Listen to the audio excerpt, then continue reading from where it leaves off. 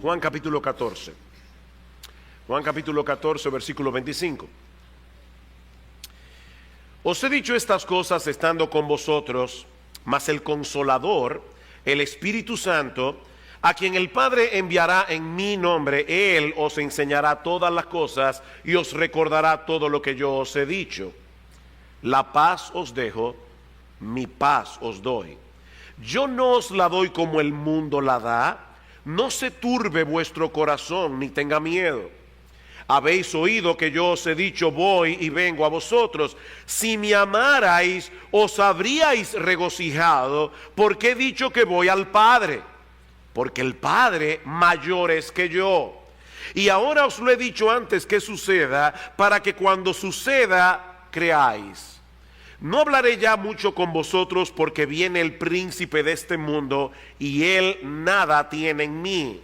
Mas para que el mundo conozca que amo al Padre, y como el Padre me mandó, así hago. Levantaos, vamos de aquí. Imagínate que alguien te dijera con toda certeza que dentro de unas horas serás arrestado, severamente torturado y luego condenado a morir injustamente, la muerte más dolorosa que los seres humanos hayan podido concebir, hayan podido diseñar en su maldad. ¿Cuál sería tu reacción? ¿Cómo te relacionarías con las personas más cercanas a ti a partir de ese momento? Honestamente, en una situación como esta, ¿estarías preocupado por ellos o esperarías de ellos que estuvieran preocupados por ti? Una de las cosas más extraordinarias, y como dice John Piper, una de las cosas más dulces que nosotros podemos ver en la Biblia, en esta porción del Evangelio de Juan, que nosotros comenzamos a estudiar hace unos domingos atrás, es que el Señor Jesucristo se encontraba precisamente en esa circunstancia cuando se reunió con los discípulos en el aposento alto para comer con ellos la cena de la Pascua. Él sabía que ya Judas había consumado su traición. Él sabía que en pocas horas sería arrestado por los líderes religiosos de Israel, sometido a torturas crueles y denigrantes y luego condenado en una farsa de juicio a morir en una cruz. Y sin embargo, mis hermanos, la mayor preocupación de Jesús en esa noche era consolar el corazón atribulado de sus discípulos. Jesús estaba preocupado por ellos. Jesús quería consolarlos. Jesús quería poder ayudar a estos hombres que estaban experimentando esa noche un profundo sentido de desamparo ante el anuncio de la inminente partida del Señor. Por más de 3 años estos hombres habían compartido sus vidas con Él en una relación intensamente personal, intensamente cercana. Pero ahora Cristo dice que se va y que ellos no pueden seguirle inmediatamente. ¿Qué pasaría con ellos después de su partida? Y lo que era todavía más crucial, ¿qué iba a suceder con la obra que Él vino a hacer, con la obra que Él vino a llevar a cabo? Sobre todo tomando en cuenta, mis amados hermanos, que Él estaba dejando su obra en mano de un grupo de hombres débiles. No olviden que Pedro habría de negar al Señor esa misma noche, y que todos los discípulos lo abandonarían durante el arresto. ¿Qué pasaría con la obra del Señor? Estos hombres estaban urgentemente necesitados de consuelo y urgentemente necesitados de instrucción. Y eso es precisamente lo que encontramos en el discurso del aposento alto. En la sección que vamos a estudiar en la mañana de hoy se encuentra uno de los textos más conocidos del Evangelio de Juan. De hecho, yo estoy completamente seguro que muchos de ustedes conocen Juan 14, 27 de memoria. La paz os dejo, mi paz os doy. yo no os la doy como el mundo la da, no se turbe vuestro corazón ni tenga miedo. Y aunque esta promesa es en sí misma increíblemente consoladora, ella sola, yo hubiera podido, mis amados hermanos, en esta mañana predicar solamente de Juan 14:27. Y no lo hice por dos razones. En primer lugar, porque, lo que les voy a decir ahora, porque yo creo que cuando nosotros vemos esa promesa en su contexto, podemos entender mejor de qué tipo de paz es que el Señor está hablando aquí. Pero también podemos entender cuáles son algunos de los obstáculos que muchas veces nos dificultan experimentar en la práctica esa paz que Jesús nos dejó. La otra razón es porque estoy loco por llegar a Juan 15. Y les adelanto, mis amados hermanos, que yo estoy orando desde ya, porque este próximo fin de semana voy a estar en Carolina del Norte, así que el otro fin de semana es que voy a predicar de Juan capítulo 15. Hermanos, yo les pido que oren al Señor desde ya, porque yo creo que entender lo que el Señor está diciendo en Juan capítulo 15 puede ser increíblemente transformador. Ahora, para llegar a Juan 15, y esto es algo que voy a decir ahora que es algo muy profundo, para llegar a Juan 15 tenemos que pasar por Juan 14. Y Juan 14 nos prepara para Juan 15. ¿Qué nos dice el Señor aquí en este mensaje que yo he titulado La paz os dejo? La paz os dejo. Bueno, lo primero que encontramos en este pasaje es que el Señor promete a sus discípulos enviarles al Espíritu Santo. ¿Para qué? Para recordarles sus enseñanzas y explicarles las cosas que ellos no podían entender todavía de una forma apropiada. Versículo 25 otra vez. Os he dicho estas cosas estando con vosotros, mas el Consolador, el Espíritu Santo, a quien el Padre enviará en mi nombre, con mi autoridad, Él os enseñará todas las cosas y os recordará todo lo que yo os he dicho. Una de las cosas que nosotros vemos repetidamente al leer los evangelios es que los apóstoles no entendieron muchas de las enseñanzas del Señor, y esa falta de comprensión los llevaba constantemente a sacar conclusiones equivocadas. Imagínense ahora que el Señor se va, ¿cómo recordarían sus palabras? ¿Y qué entenderían ellos de aquellas cosas que lograran recordar? Hermanos, no olvidemos que la época del Señor era muy diferente a la nuestra. En aquella época no habían grabadoras, en aquella época no habían cámaras de grabar videos, en aquella época, de hecho, ni siquiera los discípulos, por lo que vemos en los evangelios, andaban con un bloque de notas, escribiendo las cosas que el Señor decía. ¿Qué sucedería con las enseñanzas de Cristo andando el tiempo? Esta es la respuesta. El Espíritu Santo vendría sobre los apóstoles para recordarles todo lo que Jesús les había dicho y para ayudarles a entender apropiadamente sus enseñanzas. Ya nosotros vimos en los versículos 16 y 17 que estudiamos la vez anterior que Jesús les había prometido enviarles el Espíritu Santo para que esté con ellos permanentemente y para que les ayuden en toda necesidad. Pero esta promesa de Juan 16, de Juan 14:25 es mucho más específica. Vayan conmigo al capítulo 16, versículo 12.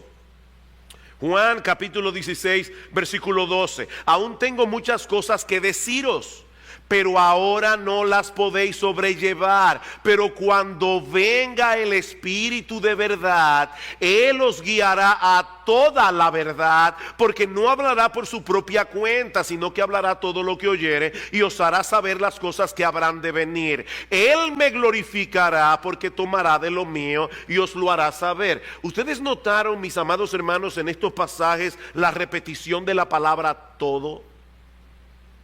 Juan 14:26, Él os enseñará todas las cosas. Él os recordará todo lo que yo os he dicho. Juan 16:13, Él os guiará a toda la verdad. Pregunta, y esta pregunta es importante: ¿a toda verdad acerca de qué? Obviamente, acerca de Jesús y de su obra redentora. Como bien señala Donald Carson, al Espíritu Santo no le interesa impartir a los discípulos de Jesús un conocimiento exhaustivo de física nuclear, de astronomía, de biología celular o de la literatura de Tanzania. Él me glorificará, dice el Señor, porque tomará de lo mío y os lo hará saber. Cuando el Espíritu Santo vino sobre los apóstoles, ellos no solo recordaron y entendieron todas aquellas cosas que ahora mismo no entendían, sino que algunos de ellos fueron escogidos por el Señor para escribir un registro inspirado e infalible en los libros del Nuevo Testamento de todo lo que la iglesia necesitaría conocer a través de las edades. Así que, mis amados hermanos, aparte de esta revelación, no necesitamos absolutamente nada más para saber lo que debemos creer o cómo debemos vivir. Nosotros tenemos en el Antiguo y en el Nuevo Testamento la palabra inspirada de Dios, a la que no hay que añadirle nada ni restarle nada. Ahora, no olviden que el Señor está tratando aquí de consolar el corazón atribulado de sus discípulos. Estas palabras no fueron pronunciadas en un aula de clases, donde el Señor estaba impartiendo una cátedra de teología a los apóstoles. No, mis hermanos, esa noche en el aposento alto, Jesús está tratando de hacerles ver que aunque Él los dejaba físicamente, Él continuaría enseñándoles la verdad acerca de sí mismo, acerca de su obra por medio de su Espíritu. Ahora, ¿saben lo que eso significa? Tú viniste hoy en la mañana atribulado por alguna razón. Tú eres el tipo de creyente que constantemente está luchando con la inquietud del corazón por experimentar la paz que Jesús promete aquí. Lo que eso significa, mis amados hermanos, es que la paz que Jesús promete en el versículo 27 está directamente conectada con nuestro entendimiento del Evangelio. La paz que Jesús promete en el versículo 27 está directamente conectada con nuestro entendimiento del Evangelio. El Espíritu Santo va a venir, os recordará todo lo que yo os he dicho, los ayudará a entender apropiadamente todo lo que yo he hecho, escribirán en un libro inspirado todas esas cosas. La paz os dejo, mi paz os doy. Hermanos, en la misma medida en que nosotros tenemos un mejor entendimiento de quién es Jesús, en la misma medida en que nosotros tenemos un mejor entendimiento de qué es lo que Él ha hecho a nuestro favor a través de su obra redentora, en esa misma medida estaremos mejor equipados para experimentar su paz en medio de cualquier circunstancia. Y no olviden que ese Espíritu Santo que inspiró a los apóstoles también se encuentra en el creyente, iluminando su entendimiento para que podamos entender y recordar lo que ellos escribieron en el Nuevo Testamento. ¿Recuerdan en la porción pasada que ya estudiamos cómo Cristo dice: yo rogaré al Padre y os dará otro consolador para que esté con vosotros para siempre? Y cómo a través de la morada del Espíritu en nosotros, el Padre y el Hijo vienen a morar en nosotros, y ahí está el consolador. Y pusimos el ejemplo de los padres cuando están enseñando a los niños a montar bicicleta, cómo permanecen al lado de ellos por si se caen, para decirle: levanta, sigue pedaleando. El Espíritu Santo está permanentemente con nosotros, recordándonos la palabra de Dios. Ahora, hermanos, por supuesto, eso no sucede en un vacío. Nosotros no podemos recordar lo que nunca hemos leído. Pero qué bueno es saber que los creyentes contamos con un maestro personal. Yo recuerdo que hace unos años estaba en una conferencia y en ese momento estaba leyendo un libro y había una frase del libro que yo no estaba entendiendo apropiadamente, o por lo menos si yo estaba entendiendo apropiadamente lo que estaba leyendo, no estaba del todo de acuerdo con lo que estaba leyendo. Así que yo necesitaba una explicación. Y en la providencia divina, cuando llego a la librería, de ese lugar me encuentro con el autor del libro. Y le digo, por favor, ¿usted me puede explicar qué fue lo que quiso decir aquí? Hermanos amados, el autor de este libro vive en ti si eres creyente. El autor de este libro vive en ti. Nosotros tenemos un maestro personal, permanente, que puede traernos su palabra en el momento en que más la necesitamos, incluyendo la preciosa, maravillosa, sorprendente, extraordinaria promesa del versículo 27. La paz os dejo, mi paz os doy. Yo no os la doy como el mundo la da. No se turbe vuestro corazón ni tenga miedo. Y eso nos lleva a la segunda enseñanza de este pasaje, y es que Jesús promete dejar a sus discípulos el legado de su paz. Jesús nos dejó una herencia, hermanos, cuando se fue. Y esa herencia es su paz. Ahora, piensen en esto por un momento. Volvamos otra vez al principio. Jesús sabe que en pocas horas sería arrestado, juzgado, condenado, torturado. Jesús sabe que en unas pocas horas Él estaría atravesando un infierno literalmente. Pero no solo hace saber a sus discípulos que su corazón estaba en paz. Obviamente, mi paz os dejo. ¿Cuál paz? La paz que yo estoy experimentando en este mismo momento. Sino que les promete dejarles esa paz como una herencia. La paz os dejo, mi paz os doy. Y más adelante, al final del discurso en Juan 16:33, vuelve sobre esta misma idea. Estas cosas os he hablado para que en mí tengáis paz. En el mundo tendréis aflicción, pero confiad, yo he vencido al mundo. ¿Ustedes se dieron cuenta del contraste que hace el Señor en ambos textos entre lo que recibimos de Él y lo que recibimos del mundo? La paz que yo les doy no es como la paz que el mundo da. De hecho, el mundo será para ustedes una fuente de aflicción. Pero no se turben por eso, porque yo he vencido al mundo. Ustedes podrán experimentar mi paz a pesar de las aflicciones que seguramente tendrán que enfrentar en este mundo caído. Y eso nos dice de entrada, mis amados hermanos, que la paz que Jesús nos ofrece no tiene nada que ver con nuestras circunstancias, porque las de Cristo eran terribles en ese momento. No tiene que ver con nuestras circunstancias.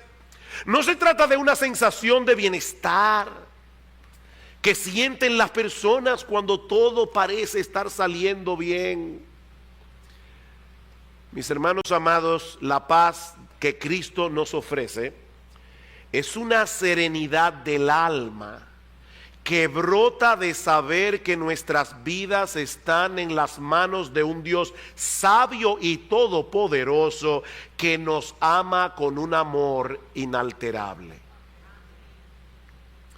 ¿De qué paz es que el Señor está hablando aquí? ¿Cuál es la paz que Él ofrece? Una serenidad del alma que brota de saber que nuestras vidas están en las manos de un Dios sabio y todopoderoso que nos ama con un amor inalterable. Y noten, mis hermanos, que he dicho sabio primero que todopoderoso. Hay algunas personas que dicen, mi Dios tiene poder.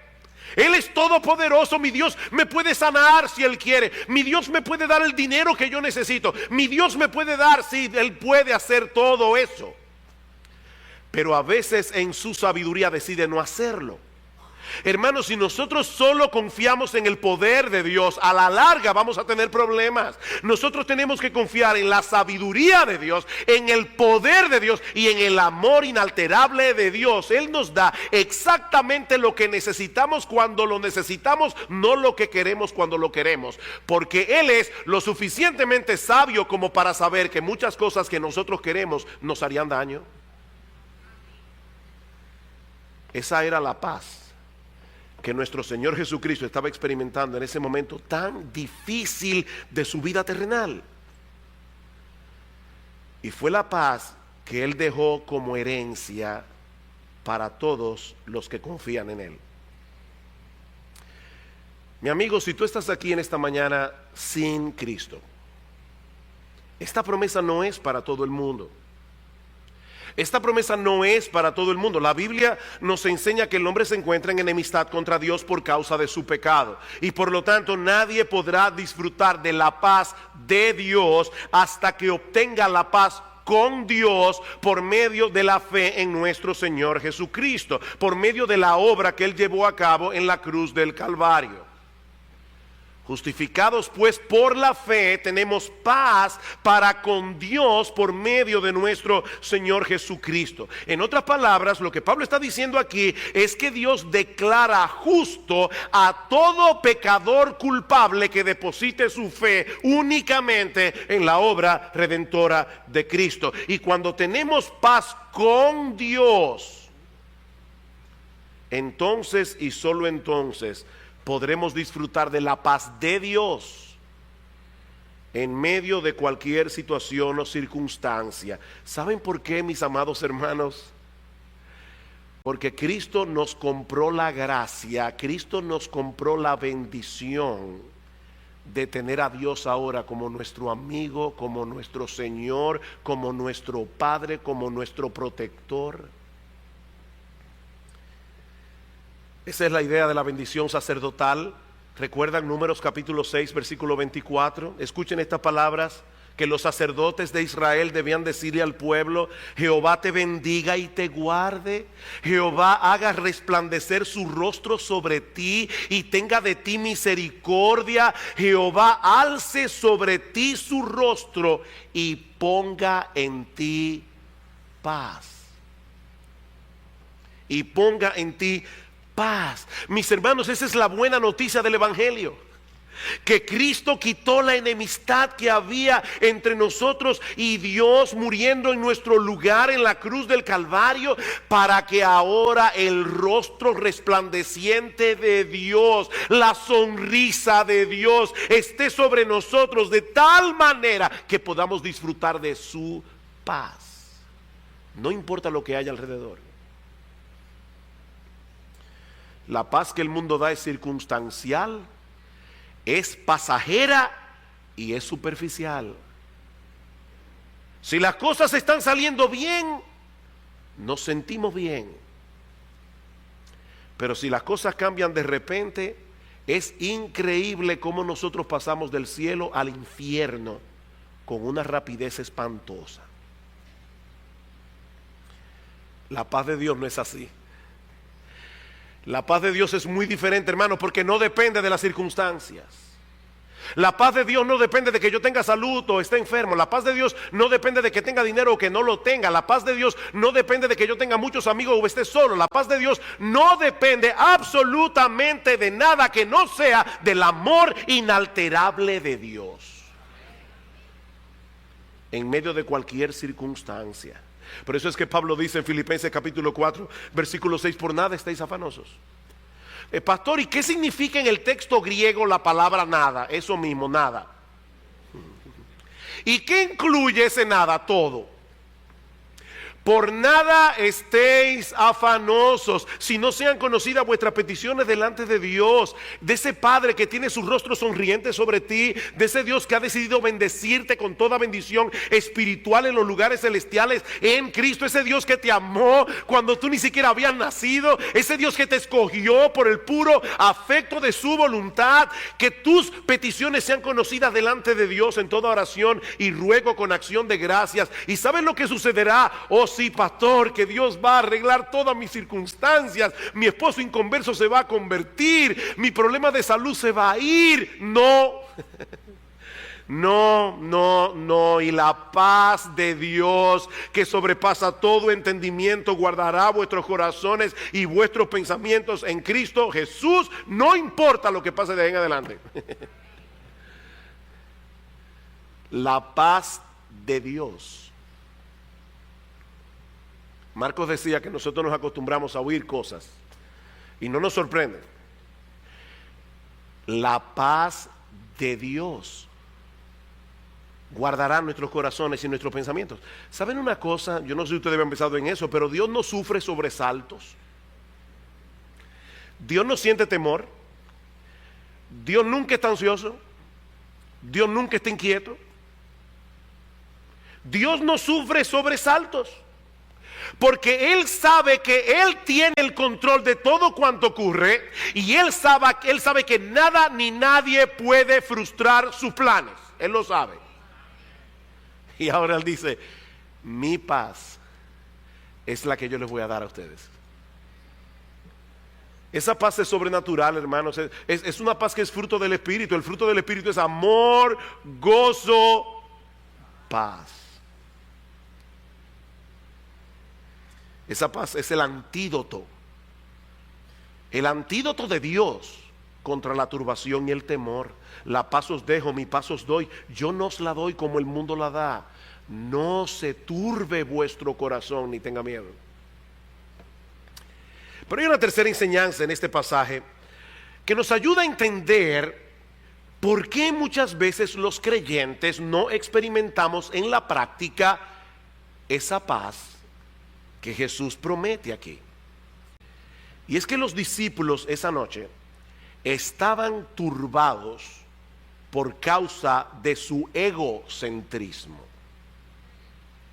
Los discípulos esa noche estaban turbados por causa de su egocentrismo.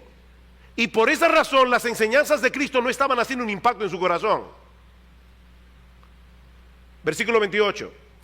Habéis oído que yo os he dicho, voy y vengo a vosotros. Si me amarais, os habríais regocijado, porque he dicho que voy al Padre, porque el Padre mayor es que yo.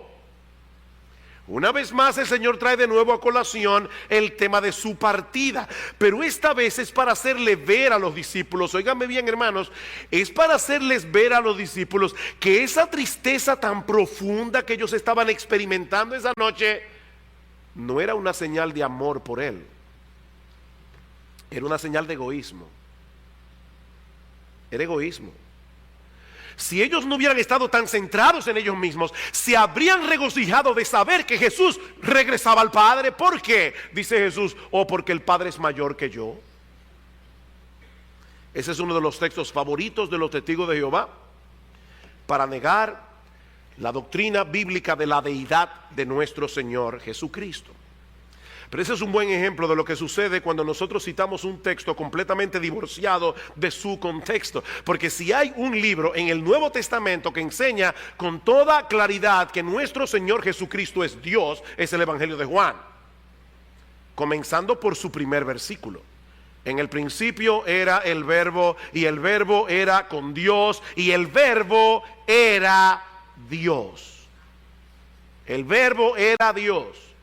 Juan capítulo 5 versículo 21, como el Padre levanta a los muertos y les da vida, así también el Hijo a los que quiere da vida, porque el Padre a nadie juzga, sino que todo el juicio dio al Hijo, para que todos honren al Hijo como honran al Padre. El que no honra al Hijo, no honra al Padre que le envió.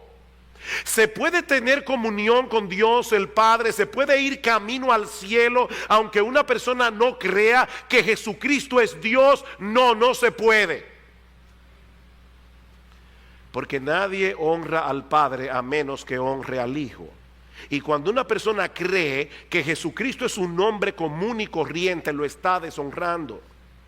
Juan capítulo 10 versículo 27, mis ovejas oyen mi voz y yo las conozco y me siguen y yo les doy vida eterna. ¿Quién puede dar vida eterna? Dios.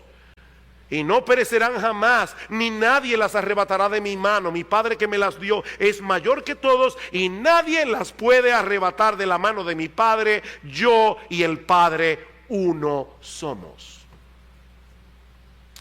Y en el mismo discurso del aposento alto, cuando Felipe le pide a Jesús que le muestre al Padre, ¿recuerdan ustedes cuál fue la respuesta de Jesús? Tanto tiempo hace que estoy con vosotros y no me has conocido, Felipe.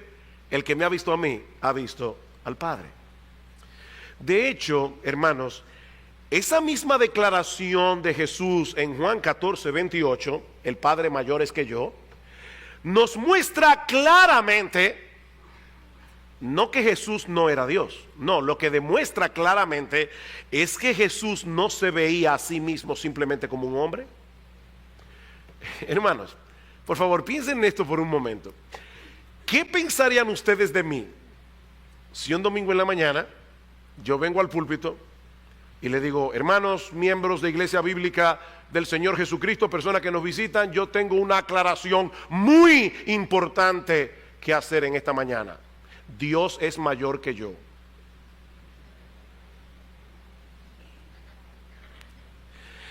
Yo espero, ¿verdad, hermano? Que si un día yo me vuelvo loco y vengo aquí y digo algo así, yo espero que ustedes me digan, o por lo menos que lo piensen, ¿de verdad usted creía que era necesario hacer esa ridícula aclaración?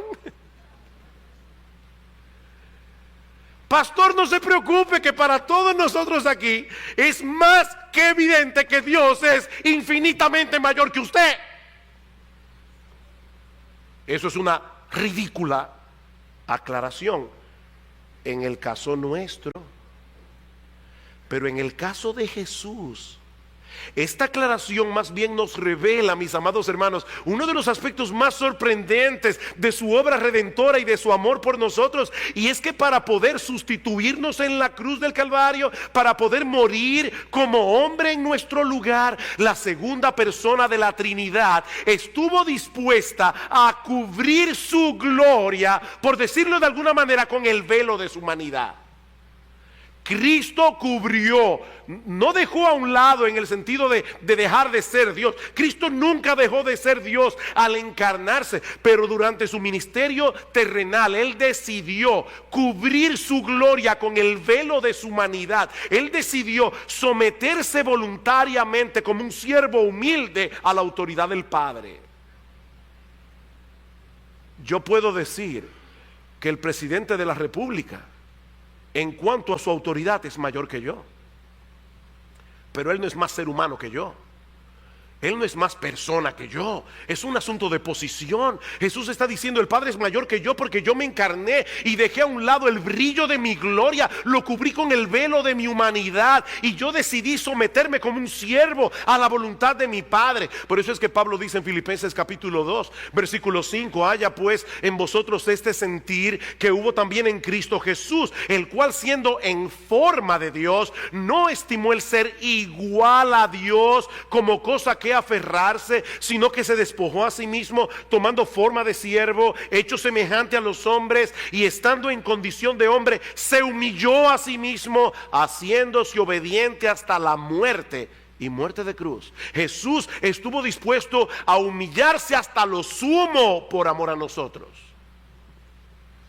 Pero ese estado de humillación habría de concluir cuando Él regresara al Padre, después de su muerte y su resurrección. Esa es la idea que está detrás de la petición de Cristo en Juan 17:5. Ahora pues, Padre, glorifícame al lado tuyo con aquella gloria que tuve contigo antes que el mundo fuese. El regreso de Jesús al Padre implicaba para Él recuperar aquella gloria que estuvo dispuesto a dejar de lado para salvarnos. ¿Cuál es el punto aquí entonces? Que si los discípulos hubieran estado pensando en Jesús esa noche y no hubieran estado encerrados en su pequeño mundo, se habrían regocijado con Él a pesar de la tristeza de la separación. Esto es similar a lo que ocurre cuando un ser querido parte a la presencia del Señor, y en estos días hemos tenido varias muertes de personas relacionadas a hermanos de nuestra iglesia.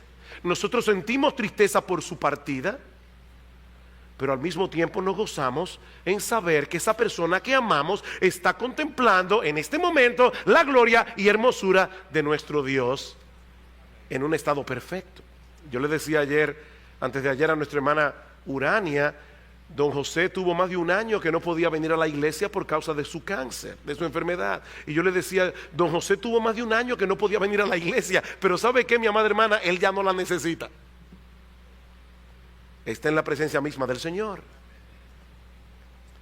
Pero esa noche los discípulos estaban sumidos en una tristeza absoluta. Ahí no había gozo, porque Jesús se iba. Su egoísmo estaba muy por encima de su amor por Cristo. Y por esa misma razón no podían experimentar un verdadero gozo. Mi amado hermano, escúchame bien. Nadie que viva centrado en sí mismo puede experimentar el gozo y la paz de Dios. Eso es imposible. Ellos debieron haber sentido gozo por el bien de Jesús. Pero no solo eso, ellos debieron haber sentido gozo por el bien que Jesús estaba obteniendo para ellos por medio de esa misma partida que querían evitar a toda costa. Si Jesús no se iba al cielo, la redención no se hubiera consumado. Si Jesús no se hubiera ido al cielo, no hubiéramos tenido lugar en la casa del Padre. Si Jesús no se hubiera ido al cielo, no hubiera venido el Espíritu Santo. ¿Se dan cuenta, mis hermanos, el daño tan grande que nos hacemos a nosotros mismos cuando vivimos centrados en nosotros mismos? Nosotros no somos el centro del universo. No somos el centro del universo. Y hasta que abracemos esa realidad con todo nuestro corazón y vivamos en consecuencia con esa realidad, no podremos experimentar la paz que Jesús promete en este pasaje.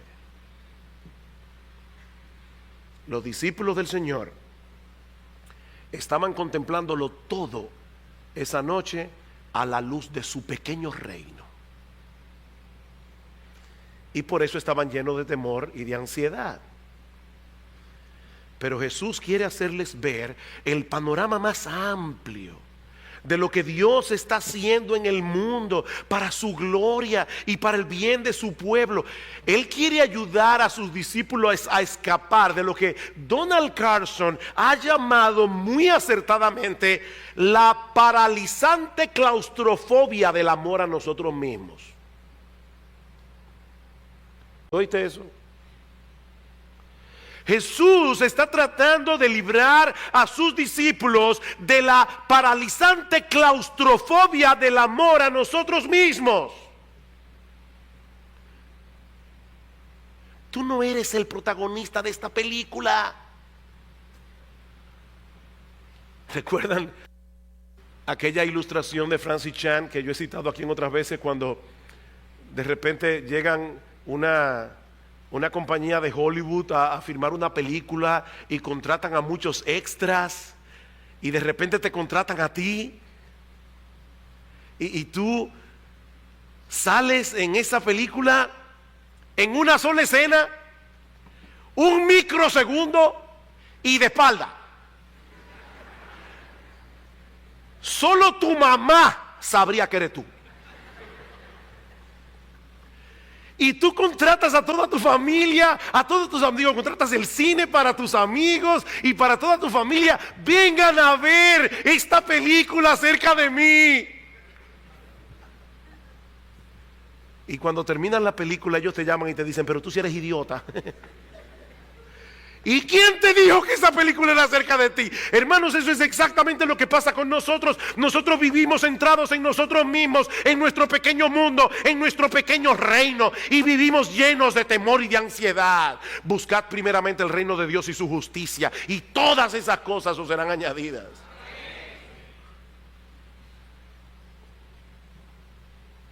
El Señor quería fortalecer la fe de los discípulos esa noche, versículo 29. Y ahora os he dicho todo esto antes que suceda, para que cuando suceda creáis.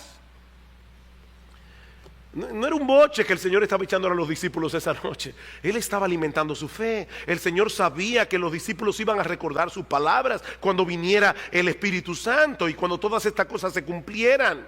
Y eso iba a acrecentar su fe, de tal manera que ellos iban a poder luchar más eficazmente contra la ansiedad y el temor. Mis hermanos, la paz de Dios y la confianza en Dios siempre andan juntas en la vida del creyente. Tú guardarás en completa paz a aquel cuyo pensamiento en ti persevera, porque en ti ha confiado. Isaías 26. Confiad en Jehová perpetuamente, porque en Jehová el Señor está la fortaleza de los siglos. Finalmente, ya más brevemente, Jesús también provee a sus discípulos esa noche una correcta perspectiva de su muerte en la cruz, mostrándoles al mismo tiempo un extraordinario ejemplo de obediencia. Versículo 30, no hablaré ya mucho con vosotros. El Señor sabía que el tiempo se estaba acabando, porque viene el príncipe de este mundo y él nada tiene en mí. Él nada tiene en mí. Nosotros vimos hace unos domingos atrás, cuando estudiamos Juan 13:2 y Juan 13:27, que la traición de Judas fue incitada por Satanás. Todo lo que sucedió esa noche contra Jesús, desde ese mismo momento de su arresto hasta su crucifixión, fue un despliegue aterrador de poder diabólico. Y sin embargo, el Señor quiere que sus discípulos entiendan que Satanás no era el factor determinante de todo lo que iba a suceder esa noche y a la mañana siguiente. ¿Saben por qué? Porque él nada tiene en mí. Esta es una expresión hebrea que significa algo como esto: él no tiene poder alguno sobre mí, porque no tiene nada con que acusarme. Él no tiene nada con que acusarme. El dominio de Satanás sobre los seres humanos está ligado al pecado y a la culpa. Pero la conciencia de Jesús estaba absolutamente libre de cualquier acusación. Jesús no muere en la cruz porque lo merecía. Jesús muere en la cruz porque esa era la voluntad del Padre. Y Jesús ama tanto al Padre que Él se complace en hacer su voluntad, aún hasta ese punto. Versículo 31, mas para que el mundo conozca que amo al Padre, y como el Padre me mandó, así hago. Nosotros decimos que Jesús murió en la cruz del Calvario por amor a nosotros. Y eso es verdad. Esa es una gran verdad. Pero no es toda la verdad. Jesús murió por amor a nosotros, es una gran verdad. Es una extraordinaria verdad. Pero no es toda la verdad. Y ni siquiera es la parte más importante de la verdad. La razón por la que Cristo dio su vida en la cruz del Calvario fue porque el Padre se lo mandó. La razón por la que Cristo dio su vida en la cruz del Calvario fue por obediencia al Padre. En el texto de Filipenses 2 que leímos hace un momento, Pablo dice que Jesús se humilló a sí mismo, haciéndose obediente hasta la muerte. Y muerte de cruz, obediente hasta la muerte.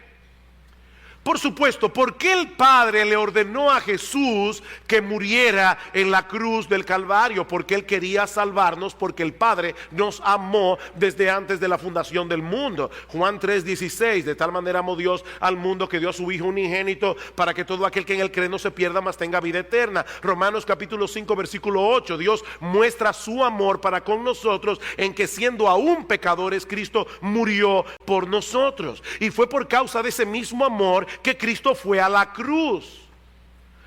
Pero no debemos perder de vista que si hay algo que revela la cruz de Cristo por encima de cualquier otra cosa, es la profundidad del amor de Jesús por el Padre, que lo lleva a obedecer al Padre aún al punto de su propia muerte.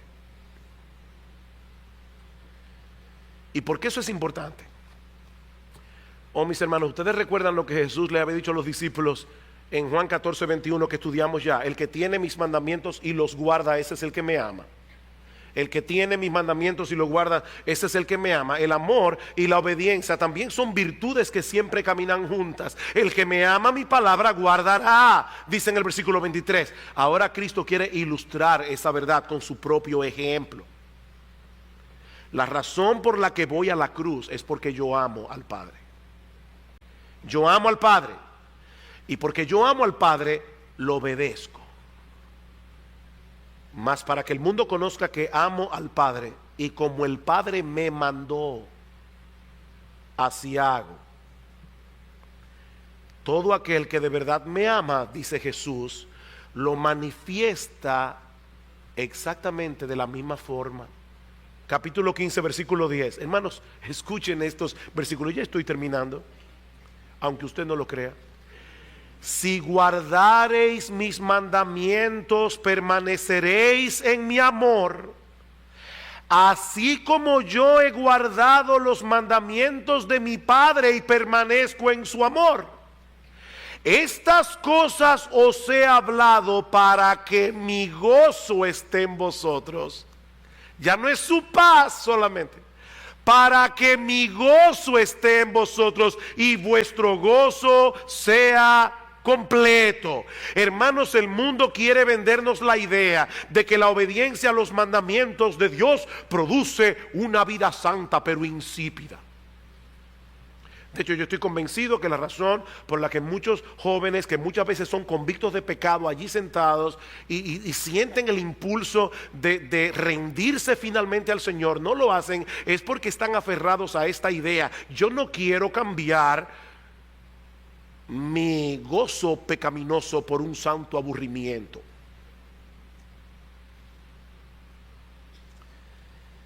Mis hermanos, amigos que están aquí en esta mañana, eso es una mentira diabólica. Eso es una mentira diabólica. Los mandamientos de Jehová son rectos, dice el Salmo 19:8, y por eso alegran el corazón. Cristo está diciendo: yo quiero que ustedes sigan mi ejemplo de obediencia. ¿Saben para qué? Para que tengan mi gozo, para que experimenten mi paz. Ese gozo de la obediencia era un ingrediente crucial de la paz que Jesús estaba experimentando en ese momento y que ahora Él promete dejarnos como herencia. Ven ustedes, mis hermanos, porque yo les decía al principio que al considerar la promesa del versículo 27 en su contexto, podemos entender mejor de qué tipo de paz es que el Señor está hablando aquí y cuáles son algunos de los obstáculos que muchas veces nos impiden, nos dificultan experimentar en la práctica ese tipo de paz. Esta es una paz que se experimenta en una forma creciente en la misma medida en que entendemos el evangelio revelado en el Nuevo Testamento. Escuchen lo que dice Pablo en Colosenses capítulo 3 versículo 15. Colosenses capítulo 3: y la paz de Dios gobierne en vuestros corazones, a la que asimismo fuisteis llamados en un solo cuerpo, y sed agradecidos. ¿Agradecidos de qué? Agradecidos de todo lo que Dios ha hecho por nosotros sin merecerlos, agradecidos del perdón de nuestros pecados, agradecidos del don de la vida eterna, agradecidos de tener a Cristo como nuestro Salvador, agradecidos de tener al Espíritu Santo morando permanentemente en nosotros, agradecidos de que nosotros tenemos un lugar en la casa del Padre.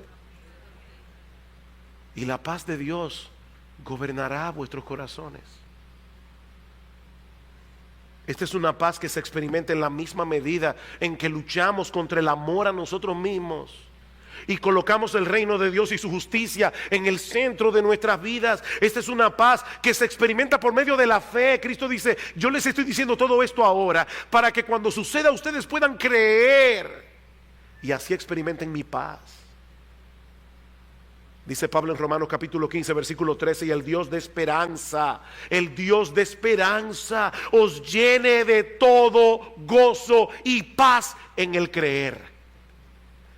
Todo gozo y paz en el creer, para que abundéis en esperanza por el poder del Espíritu Santo. Esta es una paz que se disfruta en la obediencia. Esta es una paz que se disfruta en la obediencia. Guarden los mandamientos de mi Padre, como yo he guardado los mandamientos de mi Padre, y permanezco en su amor. Os he dicho todas estas cosas para que mi gozo esté en vosotros y vuestro gozo sea completo. ¿A quién le vamos a creer, hermanos?